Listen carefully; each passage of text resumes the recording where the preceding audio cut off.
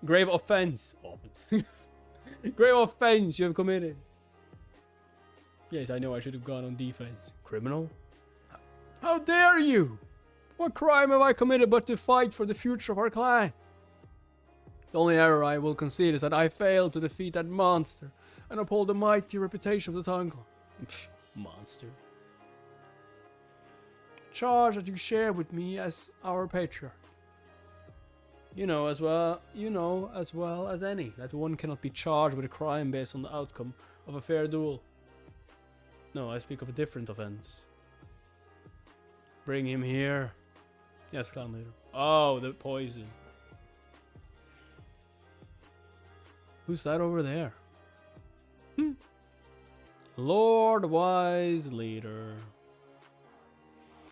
I have with me the other conspirator, Lord Patriarch. Excellent. Criminal Setang, confess your wrongdoing. Should you admit your part in this affair without reserve, I shall allow you to walk away with your life. Lord Clan Leader, Silenced the tongue! With what other biles do you intend to fill our ears? Heavens know I acted solely in service of our clan. Lord Prime Elder. Can you not see that it's all over? Whom do you see among the crowd that will follow your path any longer? With what might and wisdom will you fight for the future of our clan in the state you are in? I confess, Lord Clan Leader, I was the culprit who dosed the blessed dragon's food and drink with 1,000-day venom. And the one who bade me to do so was none other than Otang, the Prime Elder of the Elder Council. Boom! Well, my job here is done. He's lying! Why would you trust him? I don't know. Because it makes sense. Because it makes sense. I confess, Lord Clan Leader, I was the one culprit who dosed the blessed dragon. 1,000-day venom? The Prime Elder did what now? He laced the blessed dragon's food and drink with a paralyzing agent? What another disgrace. Wait, then the entire amount of food you scoffed down was tainted? And you devoured it all, knowing that every morsel was full of poison? Yeah. It was scrumptious. Who cares? There are more important things at hand. The use of lethal poisons during a fair duel and attempted rebellion against the clan leader are both offenses worthy of condemnation, but he did it on purpose, of course. But surreptitiously using a poison against a prospective opponent ahead of a duel is another matter altogether.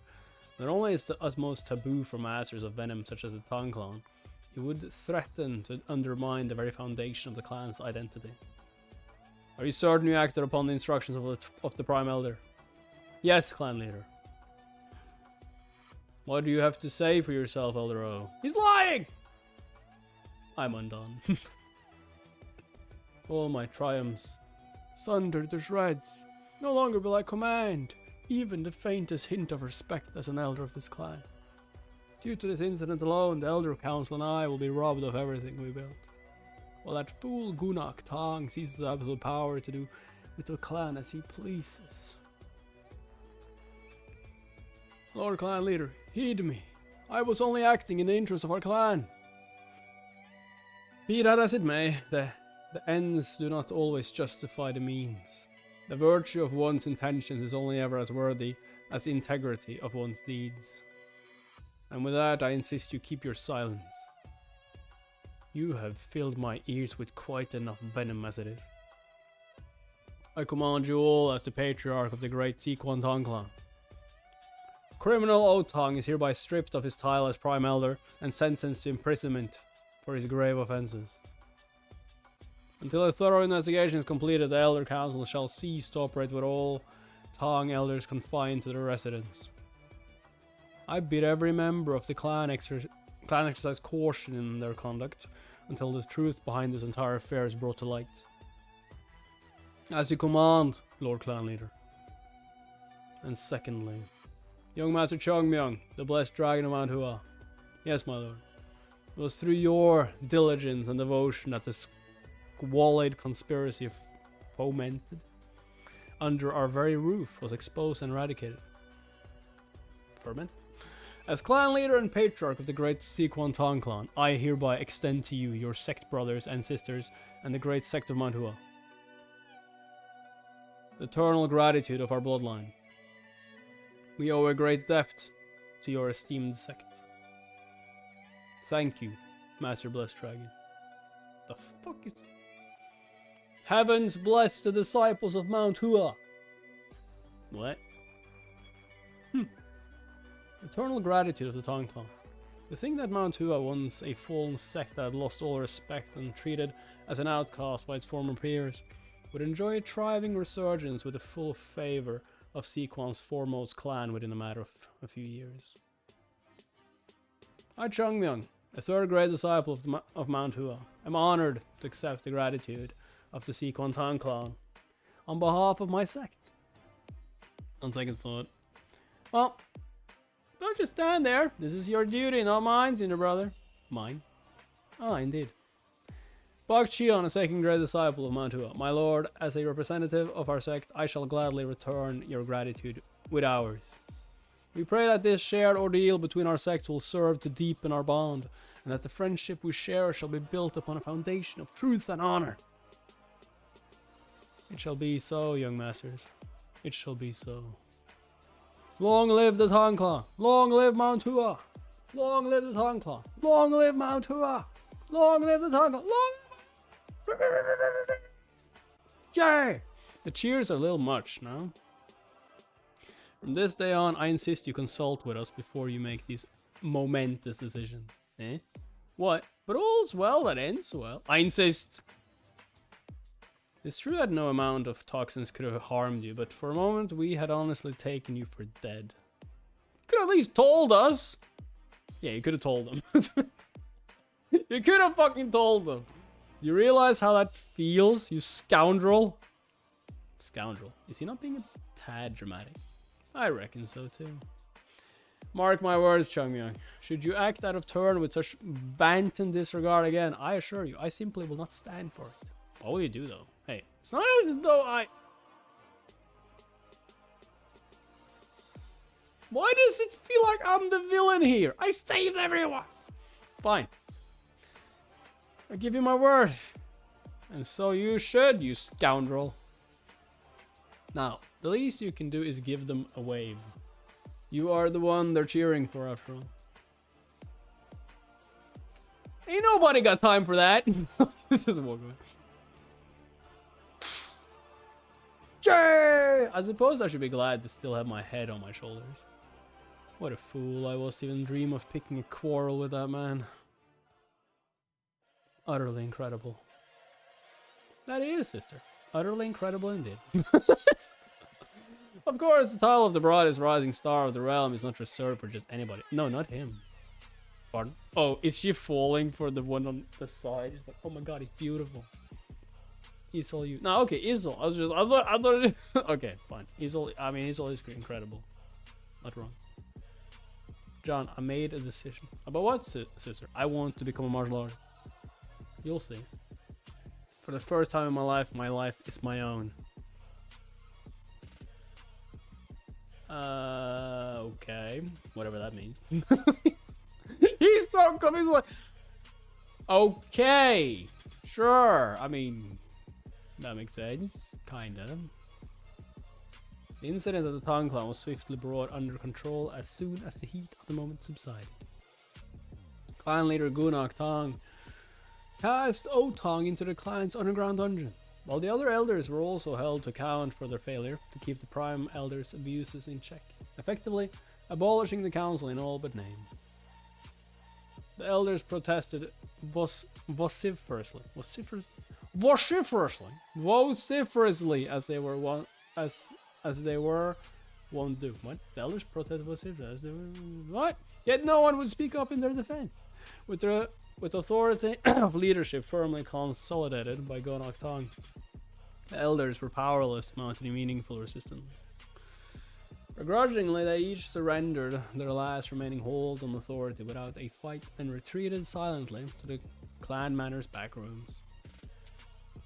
Not only that, the accomplices to Otong's conspiracy were rounded up and likewise jailed, including Hoktong. One by one, Gunok Tong unrooted the saplings of discord sowed by Otong.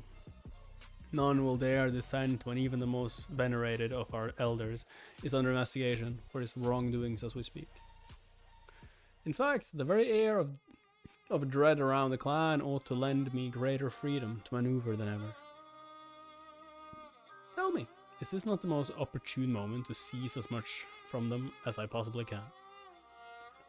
Color me impressed, Lord Tong. Only few could ever strike such terror into their own kin. I am but an amateur in your shadow, young master. Yo, he's learning from the best. Oh no! Just aside, are you quite certain about our arrangements? Your dealings with Pa Tong will only grow more frequent should he rise to the clan leader's seat one day. Will you be able to stomach the unpleasantness between you two? Oh, I think we can handle things like adults. Besides, I hardly think it's fair to strip the vice clan leader's title from him for his part in the incident, as foolish as it was. I assure you, it is not solely for his foolishness that I chose to depose him as my heir. Pa Tong is petty by nature. That much is clear from his reckless interference in our duel. People learn by making mistakes. Well, in this instance, I suppose it would be more fitting to call it a brief lapse of judgment rather than a mere mistake. Apologies if I spoke out of turn just now. I'd be more shocked to hear you speak in turn at this point. By all means, continue. Alright, very well then. First things first, Lord Tong. What do you suppose turned Otong into such a greedy hound for glory? Indeed. I must admit the answer eludes me. Back in my time as the Vice clan leader, he was yet in his youth without any hint of the twisted old man he became. What if I told you he was warped by the safety of these walls? After a lifetime spent solely within the Tong clan, I imagine he suffered little in the way of pain and hardship, and had no idea how vast the world really is. It's little wonder he was petty enough to hold a grudge over the Wise clan leader's title taken from him all those years ago. We all learn from our mistakes, whether we fail, despair, or suffer the consequences of our actions. That's simply how we grow as a person. But to put it another way, it also means that no one can reach their potential under a tyrant who robs them of everything for a single mistake. It was only as I reflected on brother Sect leader's immense sacrifices that I finally understood what a horrid little reprobate I had been in my past life. If brother Sect leader had simply shunned me for my unruly tendencies, there would never have been a master of the Blossoming Blade, nor today's blessed dragon of Mount Hua. I see. What you're arguing is that none of us are flawless from birth. We are all the same in that regard. What matters most is not that we avoid making any mistakes, but that we learn from each and every one. That said, our arrangement suits me just fine either way, since I'll not find our dealings anywhere nearly as unpleasant as he will. He'll have to think twice about stabbing me in the back when he's already stabbed me in the front, wouldn't you say? Bring it on! I would be delighted to see him as our next patriarch. I see. The meaning of your words is not lost on me. Nevertheless, since Pa Tong has committed a crime in the eyes of the clan, there will once again be a fair and open contest for the vacant position of Wise clan leader. Sure, do what you will. It's no business of mine. Indeed, and next, and perhaps the most vital issue at hand. It appears that my daughter So-So... What? No, I will not marry her. No, that's not it. Has decided to join you as a trainee disciple under Mount Hua.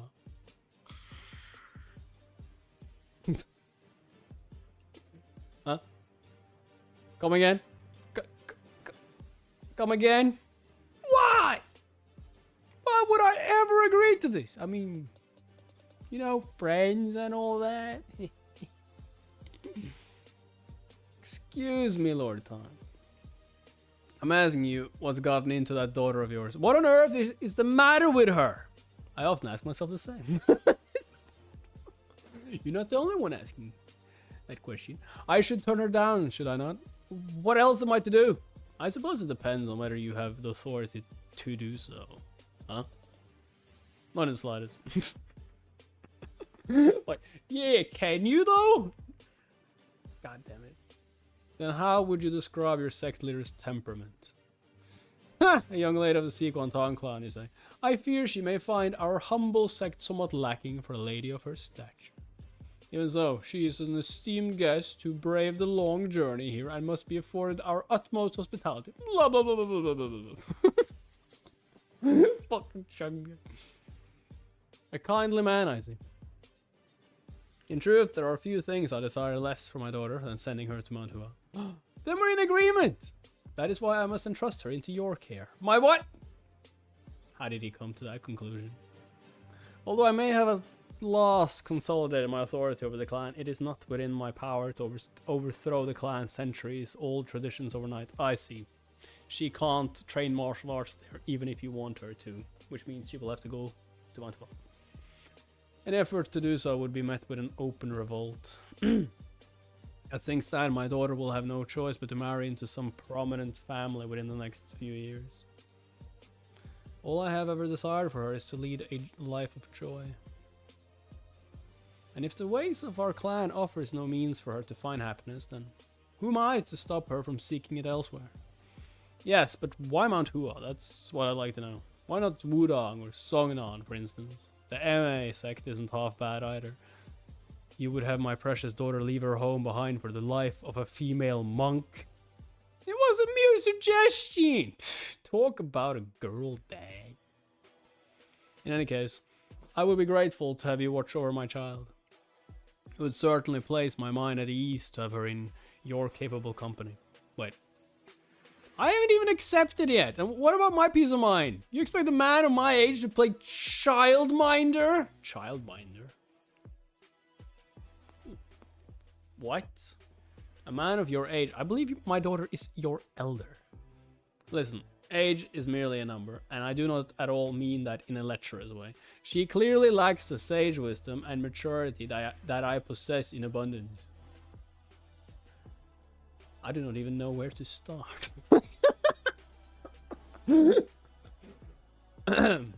As I recall, you desired our clan's medical arts, did you not? What? Lord Tang, surely you would not stoop so low as to dangle that before me like a carrot. I was under the impression that it was a done deal. Various inner chi circulation methods that cleanse the body from within. Hidden weapons and light sheath techniques with the exception of the utmost secret arts. Not to mention the vast majority of the healing techniques passed down within our clan. Oh, you mean everything. You mean everything. So is well versed in all of these fields. Oh, her prowess is such that my own master of the whole of medicine has suggested that she inherits his position in the future. She is a true expert in that regard. What? An expert. He's just like, I'm thinking, though, I mean, it's not that bad to take her with us. As it happens, our gates are always open to talented junior sisters at Mount Hua. Yeah. Why did he like throw out the... Wait, was that water? Did he like throw out the water and just like, nah, I need something stronger for this. Oh, I love that there's no love interest. She thought her only freedom would be choosing a man to marry, but now she wants to be married. Oh, martial artist, yeah. Anime eyes. Aren't those eyes just beautiful? Rest assured, find our sector like...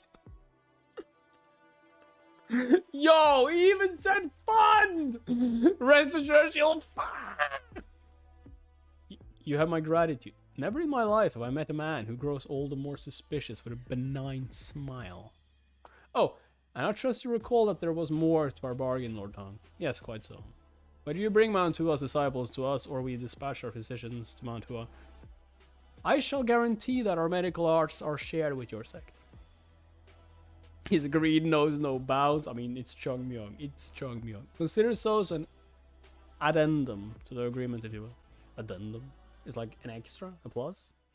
In fact, I mean to embark for Mount Hua with my daughter and our kin shortly upon your departure. You may leave it to me to meet with your esteemed sect leader and explain the circumstances thus far, as well as formally entrust Zozo to him. You mean to make the journey yourself, Lord Tang? Of course. One cannot begin a friendship between equals by dispatching his subordinate in their stead. Well said. So you intend to give this friendship an earnest chance? Do you foresee a problem? No, not at all, Lord Tang. If anything, this is everything I could have hoped for. Ah, a boon almost too generous to the Mount Hua of today. Not to mention the fruition of a personal bond from another lifetime. As for the caravan you'll be embedded in, I have had its departure delayed by day. You may join it on the morrow and be on your way to Yunnan at last. At long last, I must say. We were planning to set off far sooner than this when we first arrived. Speaking of which, might I ask what your business is in Yunnan? I'm afraid that is a top secret. Top sect secret. One that you would hide from even your friends. Precisely. I can only tell you with our sect leader's express permission. Then I suppose I had better hear the rest from your sect leader himself. Now, I believe that brings us to the end of our discussion. With one exception. Another one? Huh? No. Lord Tang! No! Why are you bowing? I thought we were done with all that. Okay. It's creepy! Creepy. I realized I'd offered you my gratitude as the patriarch of the Tang clan, but not yet as Gunak Tang, a martial artist of the Tang clan. Thank you, young master. I'm truly in your debt. While he may seem like the personification of greed on the surface, his actions have benefited our clan in myriad ways. That's fucking bullshit, you know it! It seems the blessed dragon actually possesses a heart of gold. What? Liar. In depth, you say. A heart of gold! Coins, perhaps. What more would you demand of me? You've plundered enough from our clan as it is. Come now. Plunder makes it sound so barbaric. Really, I would say it's more of a tiny favor. It's a favor that can only be granted now, which is why I hadn't made any mention of it. Okay, favor that can only be granted now. Absolutely not. The Tang clan's poisons cannot be taken outside of the state. Lest I had not made myself clear before. You did. That's why I waited until now to ask. Now that the Elder Council has been suspended, that is. So that is what he meant. You are the worst kind of burglar who shakes down every last coin stashed away in one's drawers. Master Blessed Dragon. I'll take that as a compliment. Hey, what's a pair of drawers or two between friends? Surely you can spare that much. What's a pair of drawers? Yo, I got my boxers in there. Nah, you don't need them. You can go commando. What? Very well. However, I shall add a condition on my end since the parity of our deal has been skewed. Who's the burglar now, Lord Tang? Just when we were getting along so well. Fine. What is it? Marry my daughter. What? No! I was just kidding. You think I want that to happen? Idiot. I must see it once again with my own eyes. Pardon? Oh, he means the last technique he did. Like plum blossom falling rain or whatever. The sword technique you demonstrated upon the dueling platform, I mean. I would care to see it once more. And so it lives on. The living may perish and fade, yet the resolve lives on. The lifelong legacy of one's ancestors endure for generations thereafter, building a foundation of will that paves the way for the unwavering march of the human spirit. The blessed merchant of Mount. Yes, this is what it means to lead a sect. It's not just some parlor trick, you know. This is such a complex technique.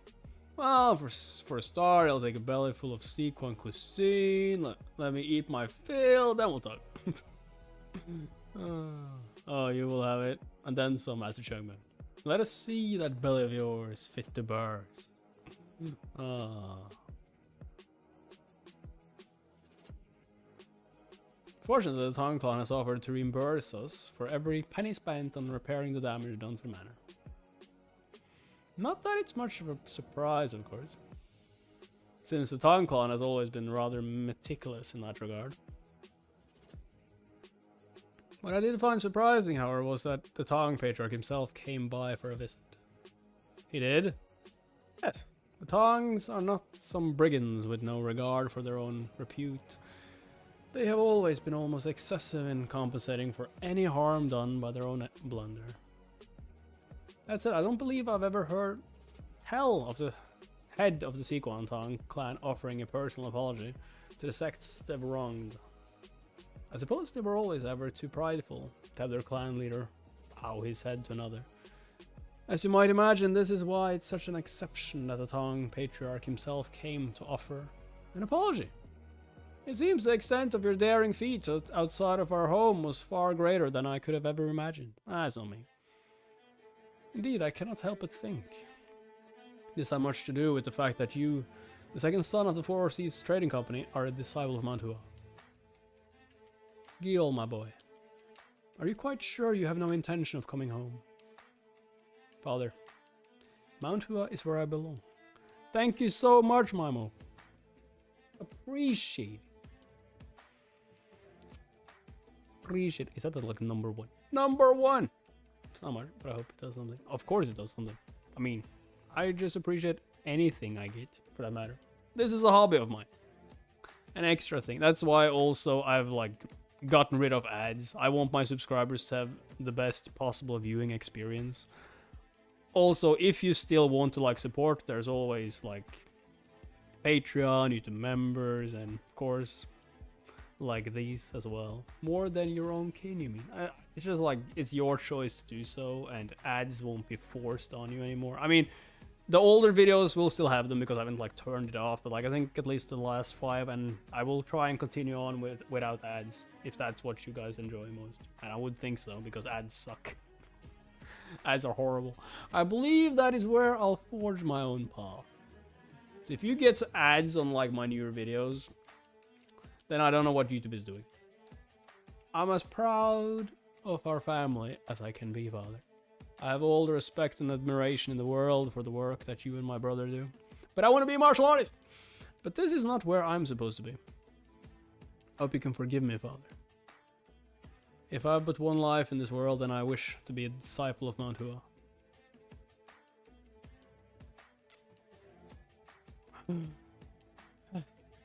Yo, have I ever told you my lifelong dream? I don't believe you have. It is a modest dream, I'll admit. I only want you and your elder brother to follow in your ancestors' footsteps, to lead the Four Seas Trading Company to prosperity. This is something I've wanted since the very moment you were born. Nevertheless, it is quite clear to me now that it's not your dream.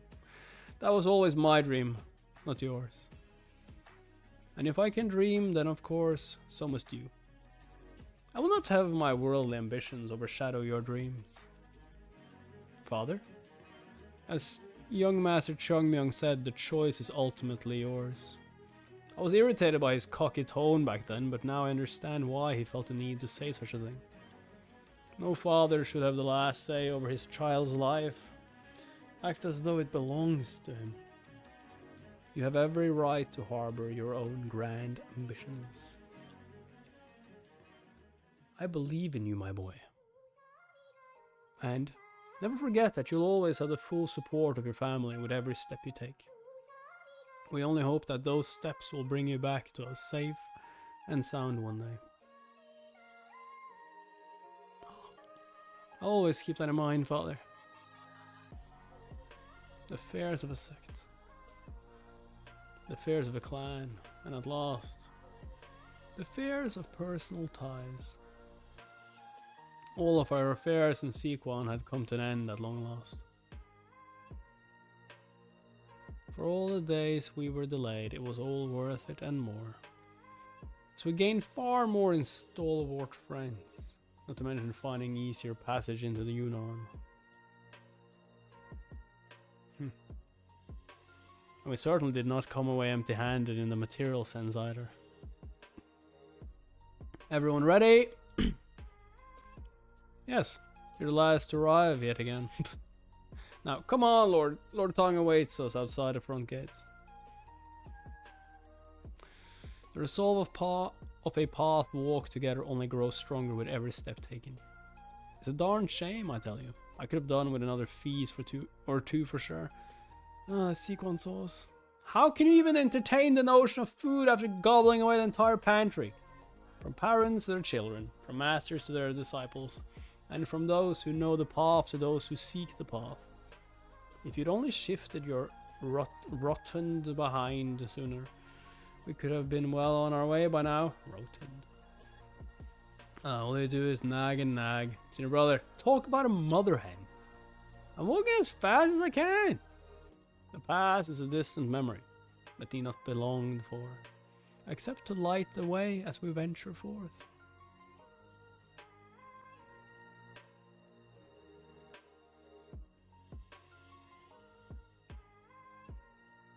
Time for the season finale.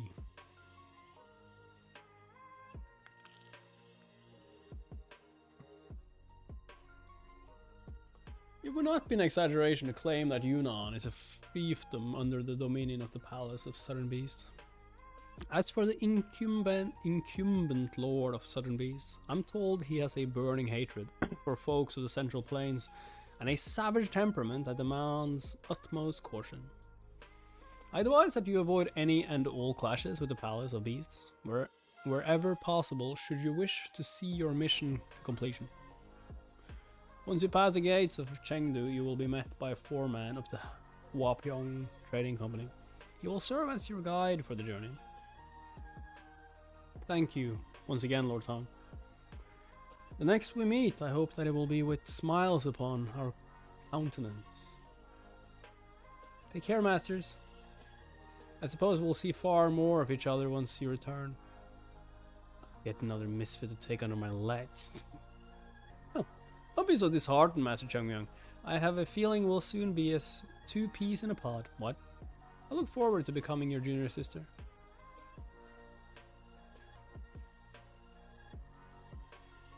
So? Yes, father?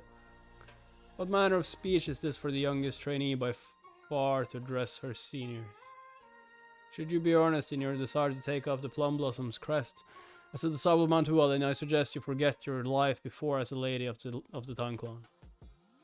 After all, is it as a daughter of our clan that you seek to enter Mantua, or will you fully embrace your new life in those hallowed peaks as a disciple of the Mantua Sect? My utmost respects and safe travels to you, senior brothers and sisters. One last thing, if I may. From this moment on, you need not consider me a daughter of the Tang clan. I shall find my own way to Mantua and await you there while learning the tenets and principles of my new home. What tenets and principles? There's not a thing she won't learn for herself simply by being put through the ringer. Lord Tong was wise to make a show of scolding her in public so that he could keep the seeds of dissent in check while bolstering his daughter's resolve all at once. Good dad. Yeah, it's a good dad. That's not how you do it. Stricter. A shrewd maneuver from a veteran of the game. Not to mention a doting father. If you mean to traverse deep into Yunnan, the expedition could be far lengthier than what you might expect. The road there is not under regular maintenance and may add a substantial delay to your journey. A prolonged journey will not be the worst thing in the world, Lord Tong. What they're about to endure on the way, however, well, let's just say there's much to be done and then so. What? Oh my god, they're just like, not more training! That being the case, we shall take our leave. Thank you for your generous hospitality.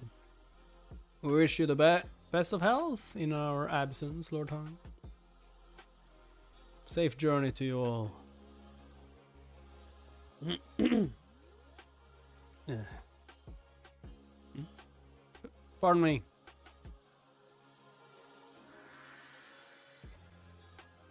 What? Have you no regrets? None, senior sister. Why? See you, Mantua? I recall you were rather disappointed about the lack of junior sisters among the 3rd grade trainees. It's pleasing to see you've taken a shine to our latest recruit, Isil. It's not to say I do not have my share of concerns, however. You will have your work cut out for you as senior sister to a daughter of the Tang clan. She will be afforded no special regard. Every disciple of Mantua is equal. If she ever steps out of line using her lineage as an excuse, I shall bust her head before Chungmyung even gets a chance to. Oh, damn! Rise again, Mantua. What? Medlem hur man. Rise again! Is that so? And thus they depart. More farewell than goodbye, I suppose. Father, is that the way everyone is in the Central Plains? It's so much like a Master Chunk. I should think not. I should think not! Martial artists of their metal are likely not found anywhere else in the entire realm. As such, we too must do our best to hold up our end of this new alliance. Before long, their presence shall summon a tempest that will engulf the Central Plains. Not to fret, Father. I hardly plan on letting my sect nor my family down. On that note, let us embark upon our own travels. I look forward to meeting the rest of your future sect sibling. Yes, Father, lead the way. Oh no. I really hope we get to see them at Mount Hua and just, what the fuck is going on here? Oh, there's like, I mean, yeah, there should still be like Chungmyung training going on there. May our paths cross again soon. So long, my friends. I just want to see them get to Mount Hua, that's all I want to see. I must ask that you put these on, young masters. Uniforms of the Hyumpyong Trading Company. Yeah, under supervision. You can't wait for... I mean, they should already know about it, though, because of, like, the letter, right? So it shouldn't be that much of a surprise. What should be a surprise is, like, them seeing the sect disciples train, just like... What the fuck? But what use would we have for disguise? Take it from me. Young masters setting foot in Yunnan in those garments would only invite all sorts of trouble these days. Youngwak, foreman of Hyumpyong Trading Company. As you know, Yunnan is a place of dire perils, which is why we would not normally allow any unauthorized personnel to accompany one of our caravans. I'm afraid we cannot guarantee your entry past the gates unless you are indistinguishable from the rest of our employees. I see. Then we shall change into these at once. That said, one among us may require some persuading. Oh, look at me, I'm not going to help you change. Why did you think Chungmyung wouldn't want to change? You're just like, god damn. I'll change. Never mind. I'm like, what do you mean? I'm not changing you. What's taking so long? We have places to be. Hurry, hurry. Has the security around Yunnan tightened to such an extent? Quite so, young master. Yunnan remains under its rightful rulers by title. To be sure, but that's nothing but a pretense. First of all, there is no escaping the palace of East reach across all of Yunnan. It was the palace, in fact, that forbade outsiders to the Central Plains from entering into the region. Since the government carries limited influence in these parts, the southern beasts have been nothing short of petty tyrants. And why is it that the government simply allows them to run amok? Yunnan is as barren as it is perilous, you see. Warring and even winning against the palace of southern beasts would yield little in the way of spoils of conquest. Is it any wonder why the government hasn't had much of an interest in bringing that god-forsaken place under control? Sadly for us, the situation has been dire for merchants like us who trade in tea from Yunnan. How unfortunate. Should this mission of yours go sideways, the company will not be granted entry into Yunnan ever again.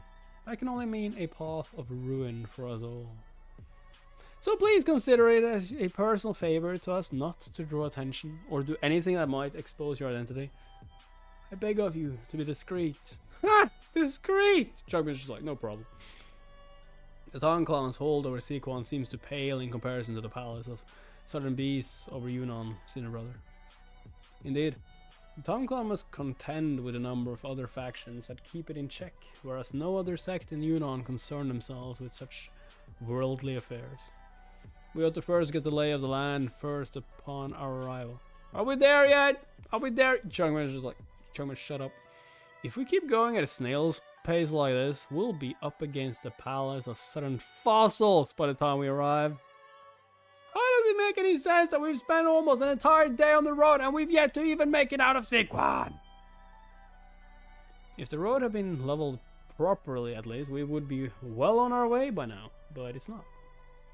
I'm afraid the government does little to maintain these roads, precisely because they lead to Yunnan. Neither the government nor other martial arts sects have any interest in clashing with the palace of southern beasts, meaning that they've all but stopped sending their own along these roads. As you might imagine, that's turned the border area between Yunnan and Sequan into a lawless no man's land, ruled by robbers and bandits. Ah, interesting. Make no mistake, our very lives are at stake with this caravan. I wouldn't be so sure about that. That explains the unusually large contingent of guards, I suppose. Oh, so we're not supposed to do anything. Right. We are just employees. Indeed, young master. I apologize, but we are doing as best we can to pick up our pace, so we'll be grateful for your patience. Oh, not at all, Master Foreman. If anything, we ought to apologize to you for imposing like this. I assure you, you needn't rush on our account. Too slow! What is this, a caravan for slots? At this rate, it'll be a whole new year, let alone a season, by the time we make our way back from Yunnan. Heavens know if Sect leader will even be alive to greet us by then. Why would you even say such a thing, you lout? Well, can't be helped. The horses are each pulling a cartload of goods, meaning that they can only rush so much. It's great to see you count up 11. I mean, yeah, it should be even more than that. Or would you rather unload the horses and have these poor people carry the cargo instead? Whoa, finally. A half-decent idea. We'll be much faster pulling the carts ourselves.